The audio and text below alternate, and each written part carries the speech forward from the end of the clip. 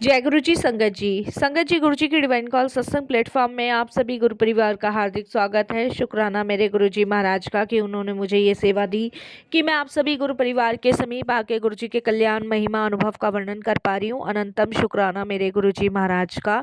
संगत जी, आज का जो सत्संग मैं आपके साथ शेयर कर रही हूँ वो सरिता आंटी का सत्संग है। ये बहुत प्यारा और ब्लेसिंगफुल सत्संग है। तो मेरी विनती है आप सभी गुरु परिवार से कि आप सत्संग को अंत तक सुने, ध्यान से सुने, पूरा सुने, क्योंकि सत्संग का मतलब होता है सत्य का संग, और सत्संग की प्राप्ति जब ही होती है जब गुरु कृपा होती है। तो हम भाग्यशाली हैं कि हमें गुरुजी महाराज की कृपा से एक शुक्राना सत्संग शेयर करने का मौका मिल रहा है। तो प्लीज़ संगत जी, बिना स्किप किए आप सत्संग को अंत तक सुनिएगा, ध्यान से सुनिएगा, पूरा सुनिएगा और शुक्राना कीजिएगा गुरुजी महाराज का कि घर बैठे मालिक की कृपा से आपको शुक्राना सत्संग सुनने का सौभाग्य प्राप्त हो रहा है। तो संगत जी, बिना स्किप किए सुनिएगा। इसके अलावा अगर आप भी अपने सत्संग और अनुभव शेयर करना चाहते हैं तो हिंदी में साफ राइटिंग में आप अपना सत्संग लिखकर हमारी जीमेल आईडी पर सेंड कर सकते हैं, ताकि आपके द्वारा सुनाए गए सत्संग से जो भी गुरुजी महाराज की नई जुड़ने वाली संगत होगी उन्हें गुरुजी के कल्याण महिमा अनुभव के बारे में ज़्यादा से ज़्यादा पता चलेगा। सत्संग आपको पसंद आए तो आप इसको लाइक कीजिएगा, चैनल को सब्सक्राइब कीजिएगा, वीडियो को ज़्यादा से ज़्यादा संगत में शेयर ज़रूर कर दीजिएगा और बेल आइकन दबाना बिल्कुल भी नहीं भूलिएगा। जब भी कोई लेटेस्ट सत्संग आएगा उसका नोटिफिकेशन आपके पास आएगा। तो चलिए संगत जी, चलते हैं गुरुजी महाराज के सत्संग की ओर। सत्संग शुरू करने से पहले करते हैं गुरुजी महाराज का मंत्र जाप। ओम नमः शिवाय, शिव जी सदा सहाय। ओम नमः शिवाय, गुरु जी सदा सहाय। जय गुरु जी। संगत जी, आज जो मैं सत्संग आप सभी के साथ शेयर कर रही हूँ वो गुरु जी महाराज की कृपा से है। तो मैं उनका बहुत बहुत शुक्राना करती हूँ। सारी संगत जी को जय गुरु जी बोलती हूँ।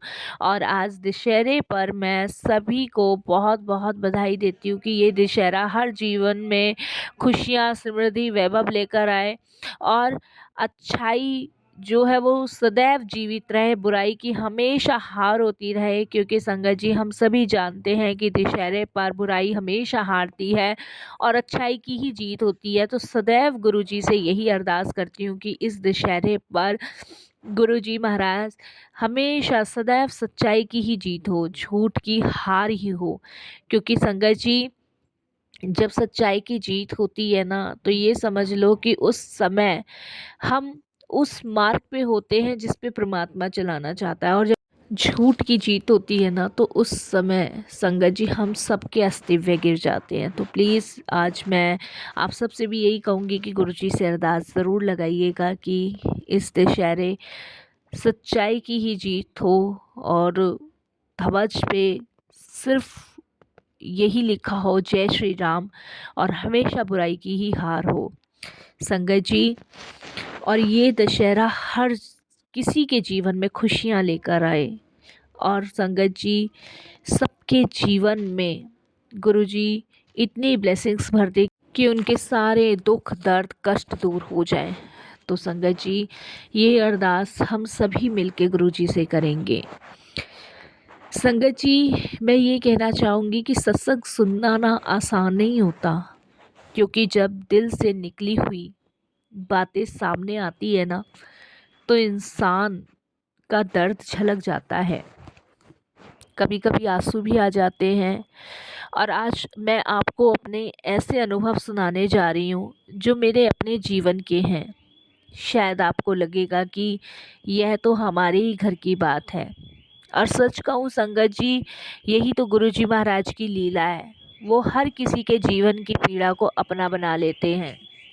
मेरी जर्नी गुरुजी के साथ 2016 में शुरू हुई। उस समय गुरुजी महाराज संगत जी अपने फिज़िकल फॉर्म में नहीं थे और हमारी ज़िंदगी बिखरी हुई थी।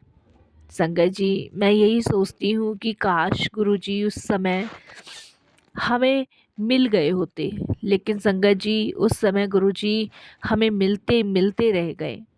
मेरे पति का बिज़नेस लगातार घाटे में जा रहा था और कर्जा बहुत ज़्यादा था। हमारी सिमटी हुई ज़िंदगी पूरी तरीके से तिनका तिनका बिखर रही थी। मेरे ताऊजी ने गुरुजी के बारे में हमें बताया था 2004 में, जब गुरुजी फिज़िकल फॉर्म में थे। उस समय संगत जी हमारा वहाँ जाना नहीं हुआ और किसी कारणवश संगत जी हमने वो मौका गवा दिया। कहते हैं ना संगत जी कि जब ज़िंदगी में खुशियाँ लगातार होती है, किसी चीज़ की परेशानी या दुख नहीं होता है, तो उस समय हम परमात्मा तक को भूल जाते हैं। लेकिन संगत जी, जब जीवन दुखी और परेशानी की ओर बढ़ने लग जाता है, तब हम ईश्वर का दरवाज़ा खटखटाते हैं। संगत जी, उन दिनों मैं बीमार भी बहुत रहा करती थी और डॉक्टर्स ने यह भी कह रखा था कि मुझे सिर्फ कमज़ोरी नहीं है, मेरे को संगत जी ब्लड कैंसर भी है। क्योंकि संगत जी, मैं अंदर ही अंदर टूट चुकी थी ये बात सुनकर। मेरी सारी हिम्मत ख़त्म हो चुकी थी। संगत जी, इधर हस्बैंड पे कर्जा था, इधर संगत जी डॉक्टर ने डिक्लेयर कर दिया था कि मुझे ब्लड कैंसर है, और इधर मेरी हिम्मत ख़त्म हो गई थी। संगत जी, तनाव इतना ज़्यादा बढ़ गया था कि कई बार तो संगत जी ऐसा लगता था कि अब शायद ज़िंदगी ख़त्म हो गई, सब कुछ ख़त्म हो गया, बच्चे छोटे हैं, क्या होगा मेरे जीवन में। और उससे भी बड़ी बात संगत जी कि बच्चों को संभालने वाला कोई नहीं था। पति के ऊपर कर्जा इतना ज़्यादा था कि रात रात भर संगत जी मुझे नींद नहीं आती थी, और इधर मेरे हस्बैंड भी पूरी रात जागते थे। ऐसा लगता था जैसे घर पर अंधेरा छा गया हो, ना पैसे, ना सेहत और ना शांति, कहीं कुछ भी नहीं था। संगत जी, एक दिन फिर से मेरे ताऊजी ने मुझे ये बात कही कि तुम इतने परेशान चल रहे हो तो गुरुजी के पास क्यों नहीं जाते हो? मैंने तुम्हें पहले भी कहा था कि गुरुजी के पास चलो। शायद उस समय गुरुजी का बुलावा इसीलिए था हमारे लिए कि वो हमारे कष्ट और दुख काटना चाहते थे। और शायद संगत जी, उस समय हम ये बात नहीं समझ पाए, क्योंकि गुरुजी की लीला तो गुरुजी महाराज ही जानते हैं। संगत जी, जब मेरे ताऊजी ने फिर से गुरुजी के बारे में ये बात कही, और ये बात मैंने जब अपने हस्बैंड से कही, तो संगत जी, मेरे हस्बैंड ने मन ही मन सोचा, अब बाबा और साधुओं से क्या उम्मीद करनी, जब डॉक्टर ही मना कर चुके हैं। हर जगह तो सिर्फ दिखावा देखा है। लेकिन संगत जी, मेरे मन में था कि मैं गुरुजी के पास जाऊं। मेरे हस्बैंड के मन में उस टाइम नहीं था। मेरे हस्बैंड फिर वही गलती कर रहे थे संगत जी, जो शायद 2004 में करी थी। मेरे हस्बैंड मना करने लगे, लेकिन संगत जी, मेरे मन में कहीं ना कहीं था कि हमें वहाँ जाना चाहिए। संगत जी, मैंने अपने हस्बैंड को कहा कि मेरी ज़िंदगी तो ख़त्म होने ही वाली है, डॉक्टर्स तो बोल ही चुके हैं कि बहुत कम दिन बचे हैं। भले ही आप मुझे किसी उम्मीद से मत ले जाओ, लेकिन माथा टिकवाने, दर्शन करवाने ले चलो। मेरे हस्बैंड इस बात को सुन के मान गए। उस टाइम संगत जी, एक एक रुपए से हम परेशान थे, बहुत परेशान थे। मैं, मेरे हस्बैंड, मेरे ताऊजी के कहने से पहली बार बड़े मंदिर छतरपुर पहुँचे। संगत जी, जहाँ मन में हमेशा मौत का डर सताता रहता था ना, वहाँ एक अजीब सी हलचल थी। गुरुजी का स्वरूप देखा, हॉल में बहुत शांति थी। गुरुजी को देखते ही संगत जी, मेरी आंखें भर आई। मेरे हस्बैंड ने नज़र उठा के देखा तो उनकी भी आंखें भर गई। हम दोनों के दिल कांप गए। इतना ऊंचा उनका ऑरा था संगत जी, इतना डिवाइन कि मैं आपको बता नहीं सकती। गुरुजी की गद्दी, गुरुजी का सिंहासन, गुरुजी का स्वरूप, शिव मूर्ति, वहाँ की हर एक चीज़ संगत जी पॉजिटिविटी दे रही थी। वहाँ की हर एक चीज़ में ऊर्जा थी, और ऐसा लग रहा था वहाँ की हर एक चीज़ हमें देख रही है, चाहे वो गुरुजी हो, चाहे वो शिव जी हो, चाहे वो गणपति जी हो। और ऐसा प्रतीत हो रहा था कि हर एक चीज़ हमें देख रही है। उनको हमारे बारे में सब कुछ पता है, कुछ भी उनसे छुपा नहीं है। संगत जी, मैं, मेरे हस्बैंड वहाँ बैठना चाहते थे, हमारा बहुत मन था वहाँ बैठने का। लेकिन संगत जी, कुछ सेवादारों ने और भी संगत को दर्शन करवाने के लिए हमें आगे जाने के लिए कहा। संगत जी, आप विश्वास नहीं करोगे, मैं पीछे मुड़ मुड़ के गुरुजी को देख रही थी। मेरे बस में वहाँ बैठना तो नहीं था, लेकिन मेरे बस में ये तो था कि मैं गुरुजी को जब तक यहाँ हूँ बार बार देखूँ। संगत जी, मन में एक अरदास सी थी कि मैं थोड़े समय यहाँ बैठ जाऊँ। मुझे सुकून शांति मिल रही थी संगत जी, क्योंकि मैं एक बीमारी से जूझ रही थी और मुझे ये एक ऐसी जगह लगी जहाँ मुझे बहुत सुकून मिला। जैसे किसी ने मेरे मन का, मेरे दिल का, दिमाग का सारा बोझ उतार दिया हो।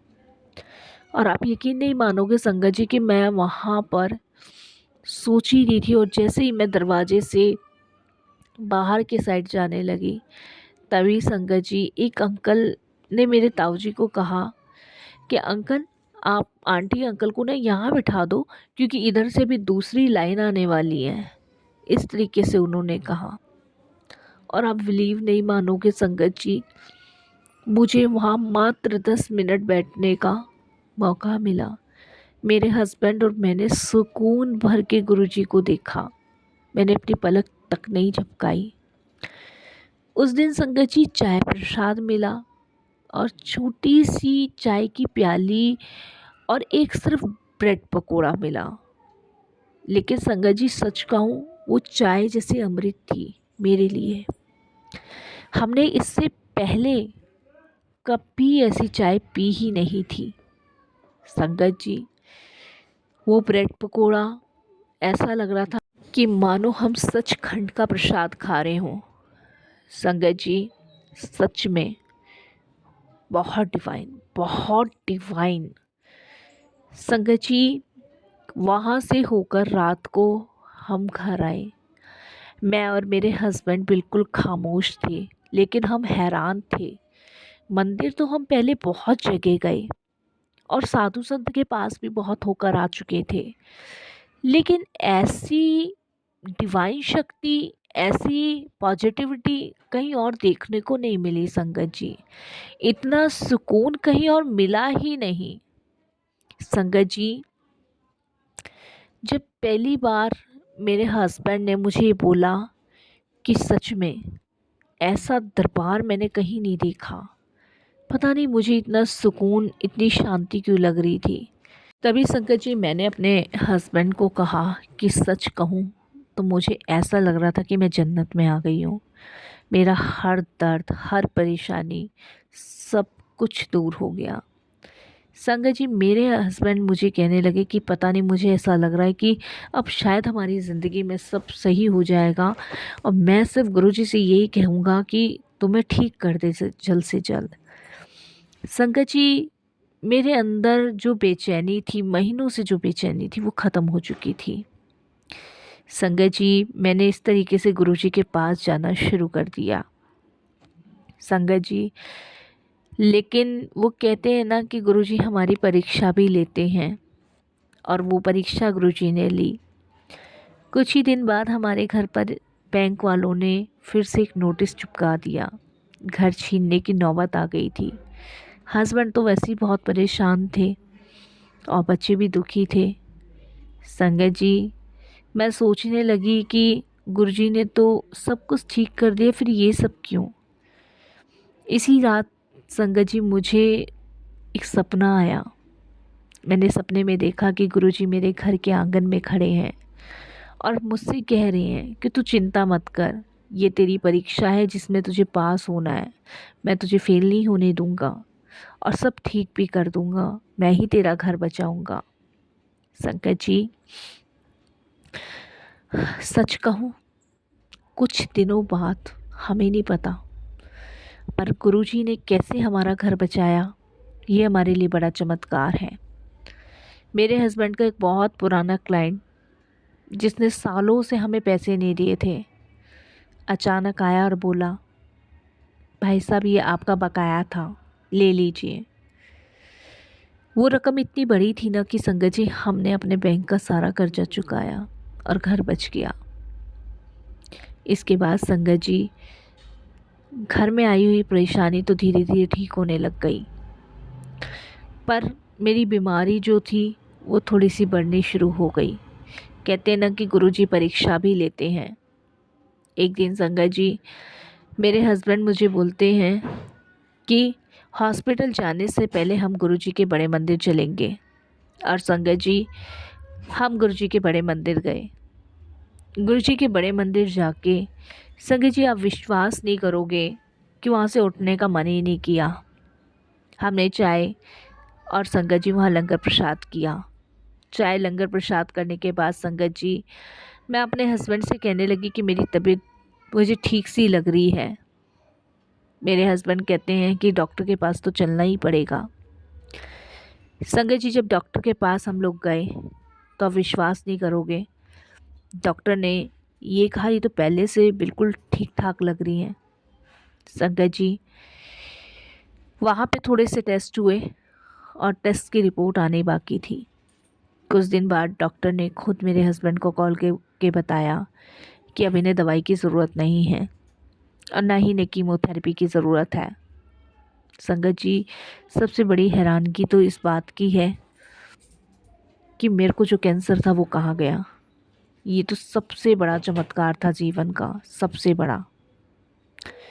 संगत जी इस चीज़ का शुक्राना करने के लिए हम गुरु जी के बड़े मंदिर गए। मंदिर में बहुत ज़्यादा भीड़ थी और संगत जी मैं दूर खड़ी हुई थी और मन ही मन सोच रही थी कि गुरु जी आपने मेरे जीवन की इतनी बड़ी उलझनें सुलझा कैसे दी। क्या आप सच में मुझे देख रहे हैं? मैं गुरु जी से यही सब चीज़ें पूछी जा रही थी बहुत पीछे खड़े होके। और देखो संगत जी उससे भी बड़ी बात कि गुरुजी महाराज की आवाज़ मुझे आई, ए तेरे वर्गे लंगा संगत आ जांदे ने पर मैं सबनू देखा। संगत जी ये मैंने खुद अपने कानों से सुना और मुझे आज भी वो शब्द याद है, ए तेरे वर्गे लखा संगत आ जांदे ने पर मैं सबनू देखता। संगत जी उस पल मेरे आंसू नहीं थम रहे थे और ये वो शब्द हैं संगत जी जिसे मैंने एक डायरी में लिख रखे हैं। मुझे लगा गुरुजी ने सच में मुझे देख लिया, मेरे दिल की पुकार सुन ली, मेरी बीमारी दूर कर दी। ये मेरे लिए बहुत बड़ी ब्लेसिंग्स थी, बहुत बड़ी ब्लेसिंग्स। इससे बड़ी ब्लेसिंग्स मेरे लिए कोई और हो ही नहीं सकती संगत जी, कोई और हो ही नहीं सकती। क्योंकि संगत जी ये ब्लेसिंग्स वो ब्लेसिंग्स थी जो गुरुजी ने मुझे दी थी। जहाँ डॉक्टर्स की डॉक्टरी फेल हुई वहाँ गुरु कृपा जागृत हुई। संगत जी सत्संग वो है जो आप महसूस करते हो, अपने जीवन में गुरुजी को महसूस करते हो। आज इतने साल बाद जब पीछे मुड़कर देखती हूँ ना तो समझ आता है कि गुरुजी ने हमें अंधेरे से निकाल कर उजाले में खड़ा कर दिया। उन्होंने सिर्फ मेरा घर परिवार नहीं बचाया, उन्होंने हमारी सोच बदल दी, सब कुछ बदल दिया। अब ज़िंदगी में चाहे जितनी परेशानी आए, हमें पता है कि गुरुजी हमारे साथ हैं। वो कभी गिरने नहीं देंगे, वो कभी बिखरने भी नहीं देंगे, वो हमेशा संभाले रहेंगे। संगत जी शायद मैं हर बार गुरुजी को यही कहती हूँ कि गुरुजी आपके जैसे दयालु कृपालु इस धरती पे कभी अवतारित नहीं हुए। जो आपने संगतों के लिए किया है वो इस धरती पे किसी ने संगतों के लिए नहीं किया। आपकी कृपा, आपकी लीला, आपकी महिमा अपरंपार है। जितना आपका शुक्राना किया जाए गुरुजी महाराज उतना ही कम लगता है। आपकी दया दृष्टि और आपके प्रेम में अनगिनत ब्लेसिंग्स है जिसे कभी नहीं भूला जा सकता, कभी नहीं छोड़ा जा सकता। गुरुजी महाराज हर हाल में सिर्फ आपका शुक्राना शुक्राना और शुक्राना ही निकलता है। संगत जी ये मेरा अनुभव था, शायद आपके जीवन में भी यही संघर्ष होंगे।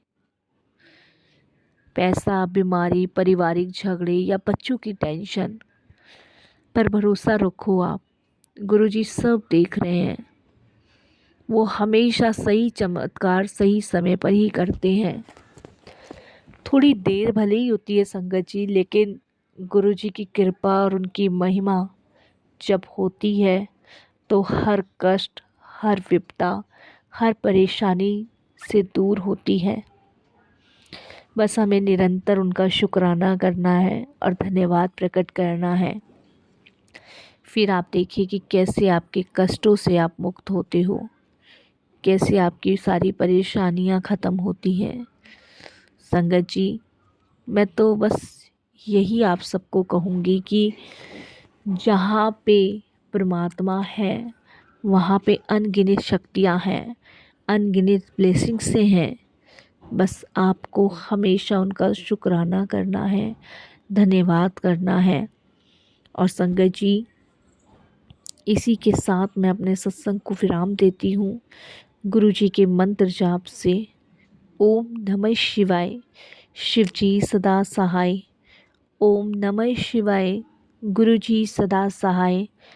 ब्लेसिंग ऑलवेज गुरु जी महाराज, ब्लेसिंग ऑलवेज गुरु जी। हमेशा अपनी कृपा दृष्टि बनाए रखना, इस दशहरे पर सबको खुशियाँ प्रदान करना। जय गुरु जी। शुक्राना गुरु जी महाराज का।